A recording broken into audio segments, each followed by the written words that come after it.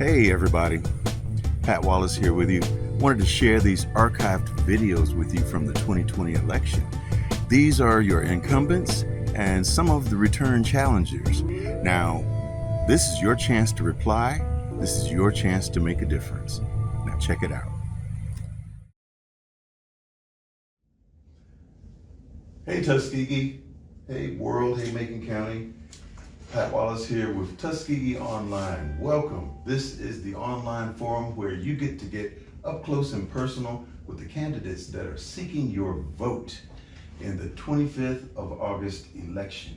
Today in the studio we have Tuskegee City Councilman Chris Lee, who is pursuing the position of Mayor Pro Tem for the city of Tuskegee. Welcome to the forum. Thank you, Patrick, for having me today. Yes, Good evening, everyone. Yes, you've been on our forum before, so you kind of know how this works.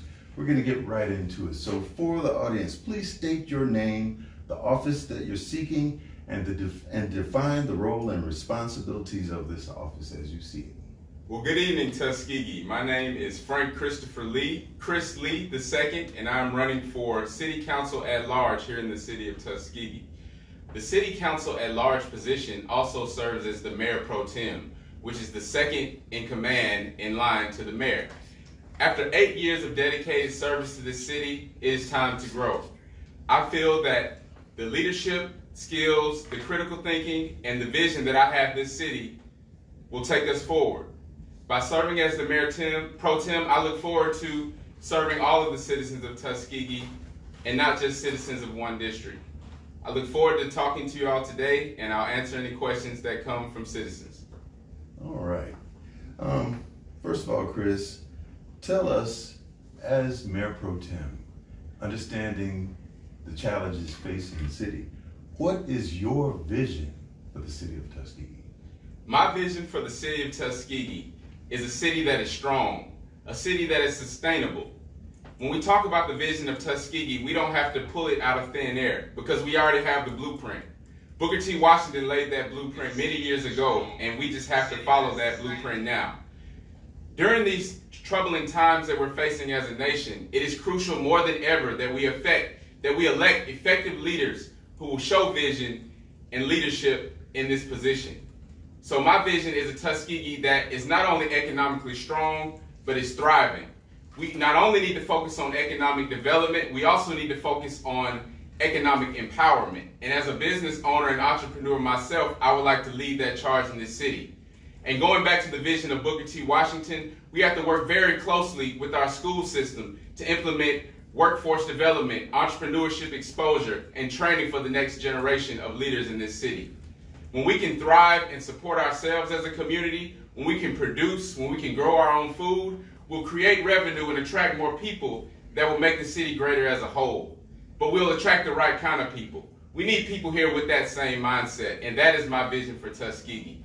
We are a black town here in a unique position, and we can really use this platform and build from the history that we have to take the next generation and make the next chapter of Tuskegee's history even greater than the one that has already been written. And I look forward to leading that charge as your Mayor Pro Tem, City Council at Large. That's great. Let me ask you this, Chris. What would you consider your top 5 priorities for the city, and how would you address those 5 priorities? Well, top 5 priorities. I think we have to start with how we're spending money, and that's taking a hard look at the budget. And we need to first and foremost prioritize the budget. We all know that we have a shortage of resources here. That's something that I've heard since I've been a young child. But we need to spend and control the resources that we have better. We have to do a much better job of how we spend our money, and that starts with accountability within all our departments. Transparency is key also as well, and I think that transparency and access to information is critical for all of the citizens. And that includes making sure that meetings are held at times when citizens are able to attend.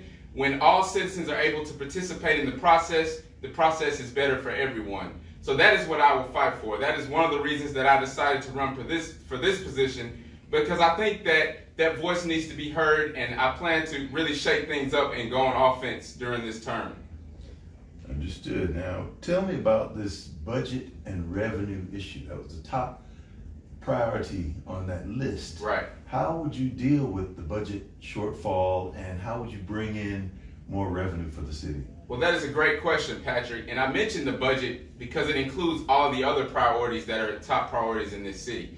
We have to get our budget prioritization in order, and then we can focus on what we're going to do with the money. As another top priority, I believe that fixing our city streets and infrastructure should be top priority. And when we look at the conditions of our cities, with an exception of our state highways, we have to admit that the condition of our streets are right now our city streets are at an all-time low. So we have to go back to the drawing board and figure out things to do things different in more productive ways. So when we create that economic base here, we'll have more money to spend on paving, on infrastructure, and overall beautification of the city.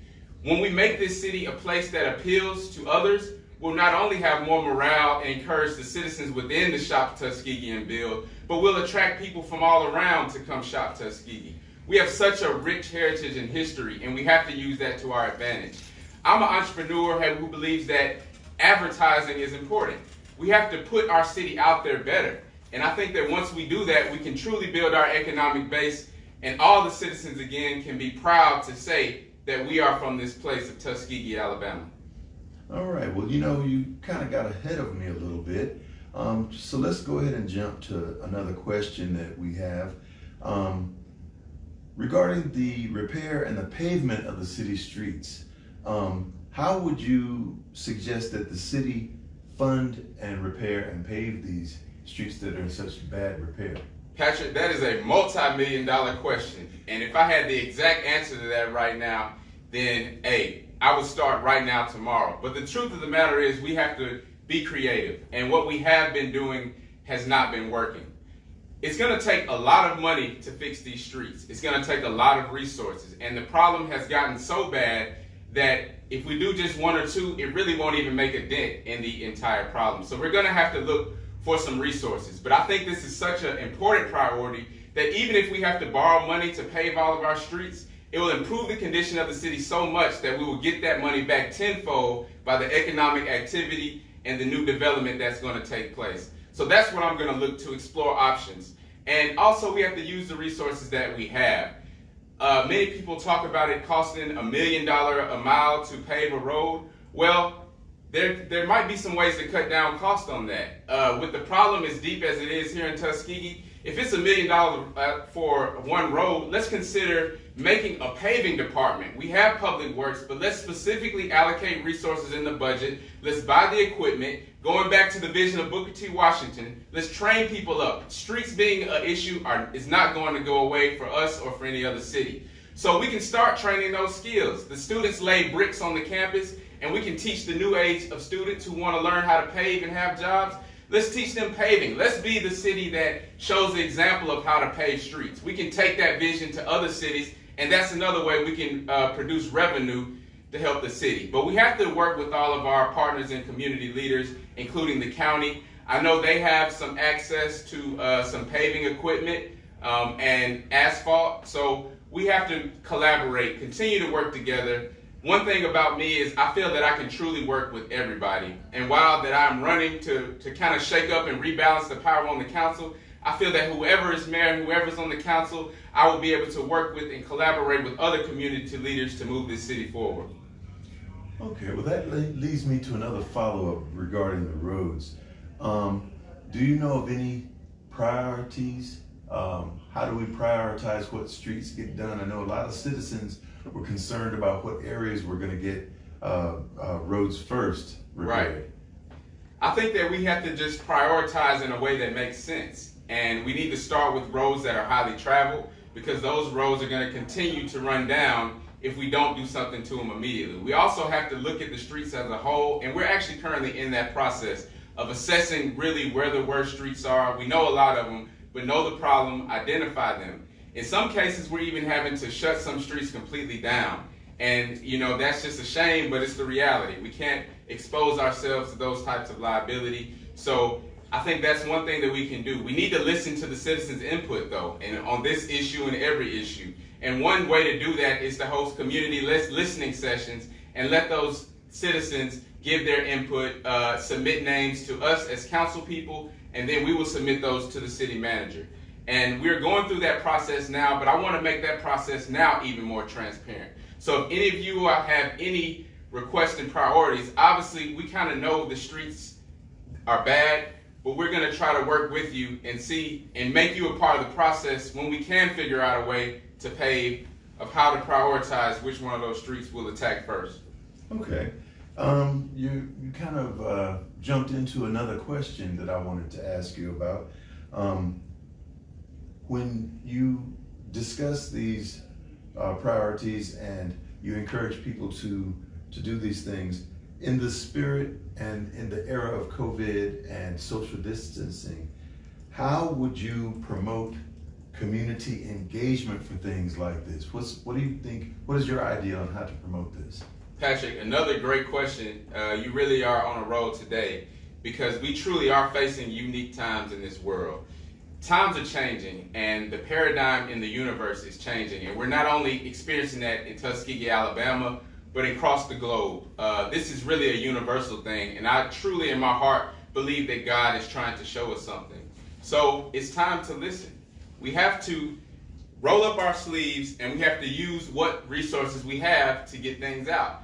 Social media obviously is a very effective tool, and I hear people talk about it all the time. Imagine if Martin Luther King and those back in the days of the civil rights movement had access to social media.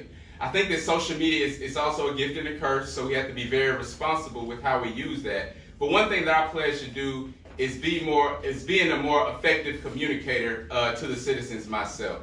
And that is something that I definitely plan to improve on, and also improve on from the city. If I'm in the city of Mayor Pro Tem, I'm going to make sure that all meetings, special meetings and regular meetings, are broadcast live to the citizens on Facebook.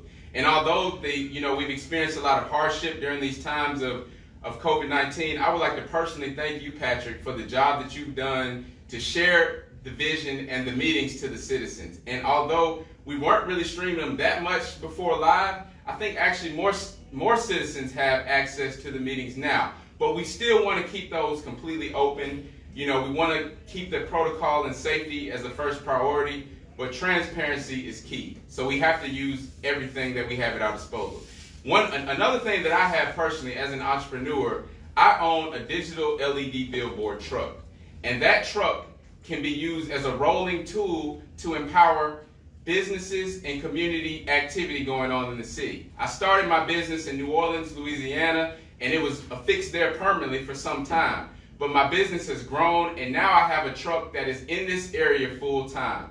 So even right now, to directly answer your question, I want to offer the services of my business to the citizens, to the business owners, anybody who has an event that's going on that is about empowering the community. I want to offer you a space for free to advertise on that truck, just to use for the next coming month to really show the value and show how we can use innovative ways of technology. I guarantee you that this piece of equipment they don't have in many other cities, especially of our size. You'd have to go to Las Vegas, to Miami, to New Orleans. So I'm bringing those type of innovative 21st century ideas right here to Tuskegee. And I'm glad to use my personal resources to do whatever I can, again, to move this city forward. Interesting. You jumped right into the next question.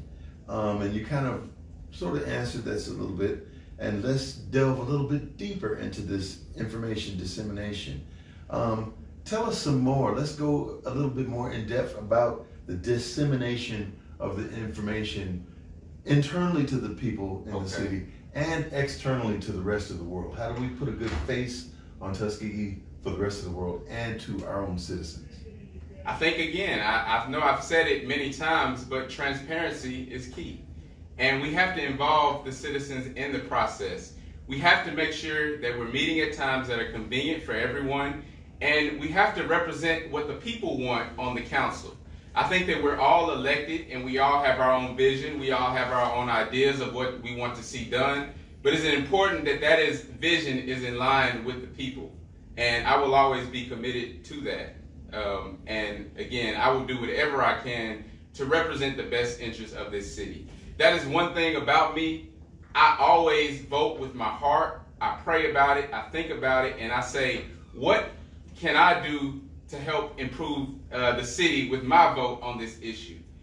And I think it's so important that we think like that, because there's so many things that come up that the council vote truly does have a direct relation to the outcome of how things get done.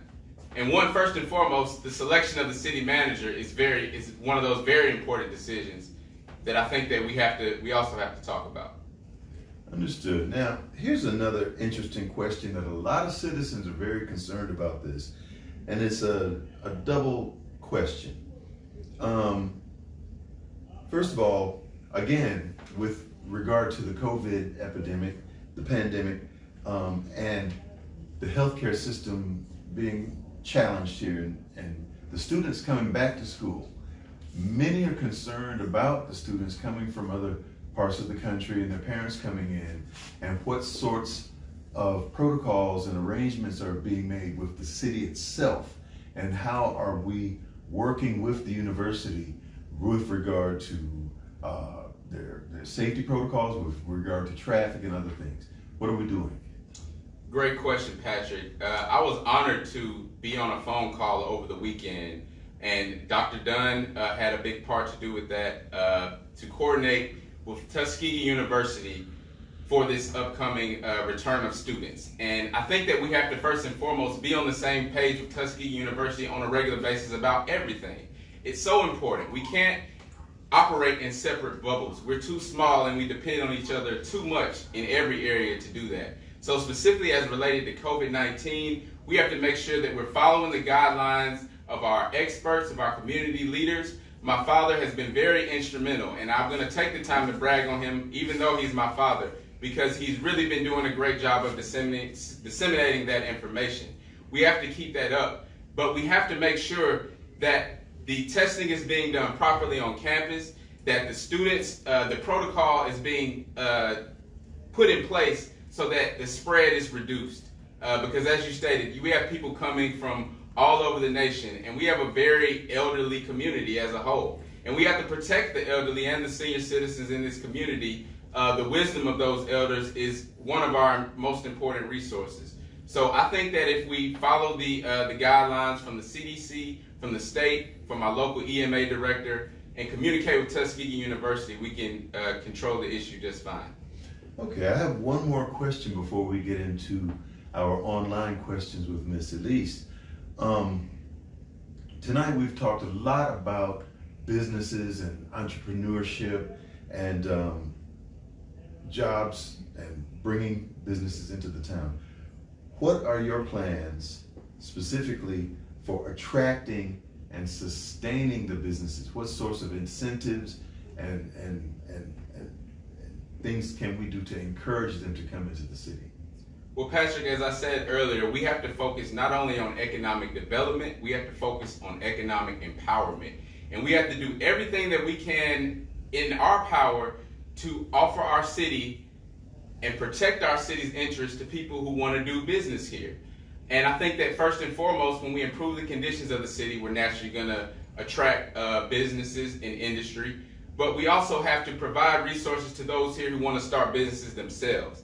I think that if we can empower entrepreneurship, if we can teach that the same way that, it was taught to many people just to go get a job, and we kind of change that mindset, that we can create a lot of the change from within. I think change does indeed start from within. Matter of fact, I know that change starts from within. And I think that we have to focus on growth and the right kind of growth. We can't just sit here and try to attract 5 more dollar stores in Tuskegee. We don't need that. We need the right kind of growth. We need the kind of growth that's going to sustain and build, and not just going to drag down, the morale, the vision of the people. And I think that that's one thing that I would do. I will support small businesses, but I will also try to find large industry who has the right mindset and is the right fit here. And I think that it's important that we see what kind of industry and businesses are the right fit here. We can, we're such a small town, even, with a small population, that if we get the wrong kind of industry and people in here, we can shift the whole landscape. People that look like me may not even be able to run for city council. And we could really lose control of our resources. That is one thing that I promise you I do not want to see. I don't want to see gentrification. I want to see growth from within, and I want to see us promote our city on the world scale to those who think like us and want to grow like we do. Thank you, Chris, for addressing these questions. I think the citizens agree that we really appreciate you coming in. Now we have some questions online from citizens. Ms. Elise? Thank you. To all the participants, if you do have a question, please enter your question into the chat box, starting with your first and last name and then your question. Please ensure that your question is framed as a question. Thank you. Our first question comes from Mr. James Cooper II. Yes.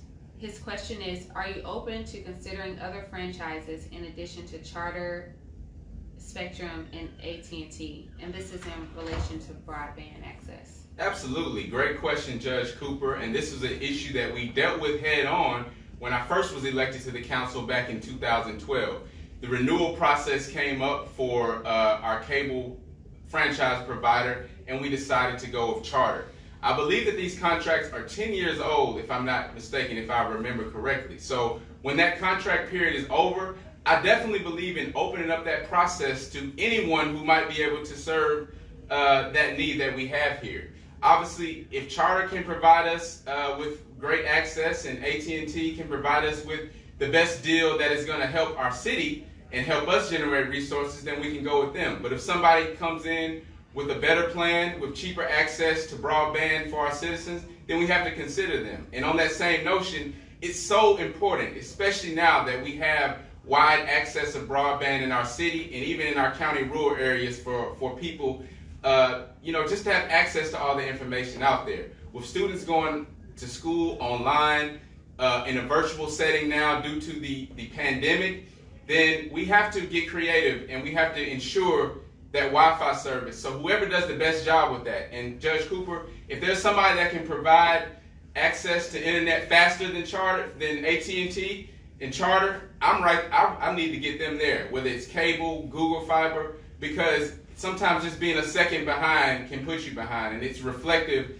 We've been struggling so much, I think, to stay afloat as a city over the years. Now that we're faced with this unprecedented pandemic, it's now important more than ever that we have leaders in place who can analyze and think critically, about these type of decisions and understand them fully. So yes, I would be open to new providers, and there might be a black-owned provider out there some way that we can access and work with. And I think that we need to do more of that when we talk about prioritizing our budget. When we talk about even our utilities board, we have to be intentional about spending money with black businesses. And I'm unapologetic about saying that. I don't have any problem. And when you elect me to the city council, you don't have to worry about somebody that's going to hold their tongue on issues like this. Because it's not just enough to show up. You have to speak up. And, whether it's this issue or any others, I'm going to always do that as long as I'm on the city council serving the citizens of Tuskegee. Thank you, Mr. Lee. Our next question comes from Tracy Moon. And the question is, being a council person at large is more than just being a council person at large. And the question is, what can you offer to advance Exit 38? And what additional contacts have you made in the past 8 years that will capture business owners to come here? Thank you, Ms. Moon, for that question. And it is a perfectly fitting question because Exit 38 is the front door, the back door, however you want to look at it, to our city. So we must have it looking good. We must have businesses that are going to attract people off the interstate. And also, once we get them off the interstate, we have to make sure they know about all the greatness that we have here in Tuskegee. I think that a hotel will be a great addition for that exit, and that is something that we are working towards. And it goes directly to the next part of Ms. Moon, of your question. Since I've been on the council, I've made so many networking moves and resources that I'm just waiting and ready to just unleash for the city of Tuskegee. And it started even before I even got on the city council. I graduated Hampton University. I went to Washington, D.C. I worked as an intern under the Obama administration for the White House. And, I think that I've taken a lot from that experience. I was charged to go to my own community and make a difference, and I've done that. But in addition to me serving as a city councilman here, a lot of my fellow interns, they're in high-ranking government positions now. They're elected officials in other places as well. they're also corporate leaders from some of the top countries and companies in the world. So I think we all must do our part to use our expanded network to bring those resources to Tuskegee. Additionally, during this tenure, this past 8 years, I also faced the challenge of balancing attending and graduating law school, which was very difficult. I can't even act like it was not, but it was well worth it. And I have so many classmates that I keep in contact to this day that they just want to see how they can be a part of building here. And again, they know where I stand, and I think that we have to attract the right kind of people and the right mindset here to do those kind of things. So, very good question, and specifically as it relates to Exit 38. Another thing that I can think about that I've done while I've been on the council is I went down to the African American Hotel Developers Conference in Miami, Florida. And down there, one of the members of the Board of Trustees from former members from Tuskegee University was there as well. And, you know, we're all trying to figure out a way that we can bring hotels and industry to Exit 38. Thank you. We have no further questions right now. I have another question. When we talk about one of the major problems in Tuskegee, we want to know how would you deal with and what is your vision for the housing crisis that we're facing, specifically with regard to the students? Yes, Patrick, another great question. And one thing that I came to the table initially back in 2012 with the idea was improving student housing in Tuskegee. At the time, it was probably my top priority. And it just shows kind of the growth and development from that time, because you think you can just come in with the magic wand and make all these things happen, but these things take a process, and it also takes collaboration and vision from, you know, the people that you're working with on the council. So I think that we need to address that issue. If we can somehow increase the number of beds that are available for Tuskegee University, that's naturally going to be the first and easiest way to improve our tax base and improve our economic growth.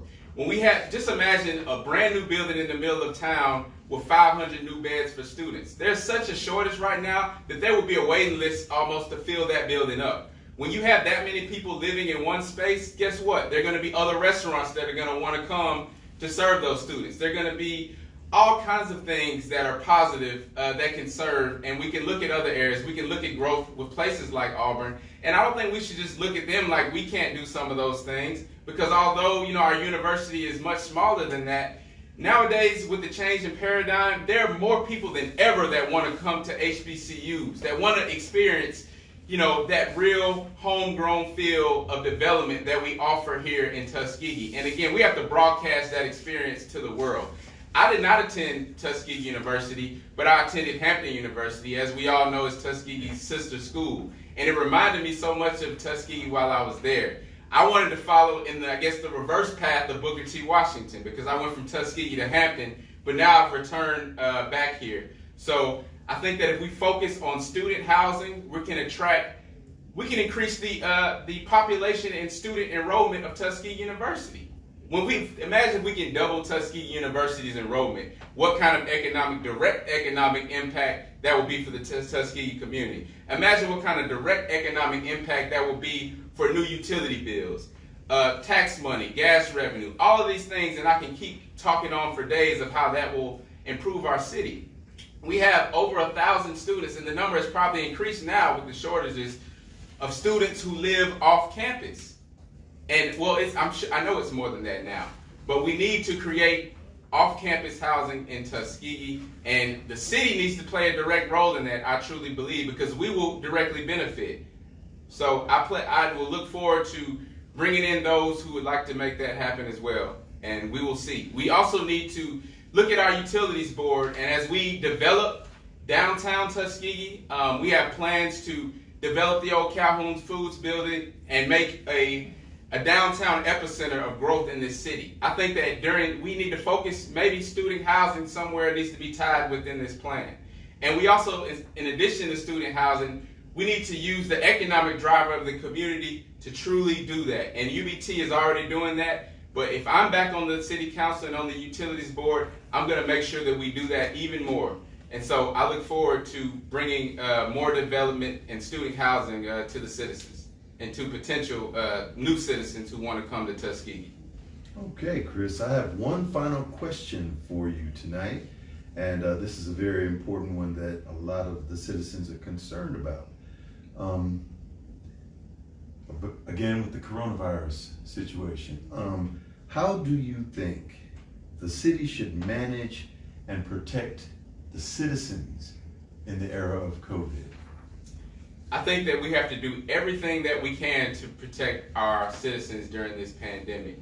The hard thing is nobody really knows a whole lot, even still, and it's confusing a lot of times because the information and the guidance will change. So we have to know that with what we do know, we have to follow that protocol.